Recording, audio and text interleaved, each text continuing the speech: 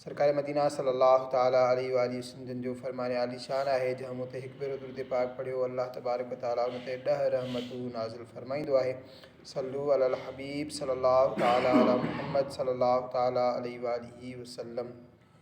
ज़मीन जो ताजुब करण। हज़रत सैयदना अहमद बिन हर्ब निशापुरी रहमतुल्लाह ताला अलैहि फरमाइनि था, ज़मीन उन शख़्स ते ताजुब कंदी आहे जेको पंहिंजे लाइ हंधि विछाईंदो ऐं उन जा गुंज सही कंदो आहे ऐं चवंदी आहे, हे इंसान मुंहिंजे अंदरि वॾे अरसे ताईं सड़णो ॻरणो पवंदई, उनखे यादि छो नथो करी, उन वक़्तु मुंहिंजे ऐं तुंहिंजे विच में का शइ न हूंदी।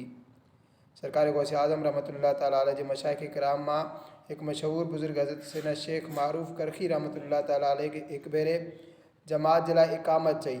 पोइ हिकु साहब खे फरमायो, अॻिते वधो ऐं असांखे नमाज़ पढ़ायो।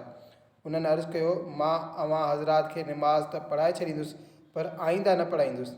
शेख मारूफ़ करखी रहमतुल्लाह ताला अलैहि फरमायो, मालूम थिए थो त अव्हां पंहिंजे दिलि में इहो मनसूबो बणाए रहिया आहियो त ॿी नमाज़ पढ़ण ताईं ज़िंदा रहंदे।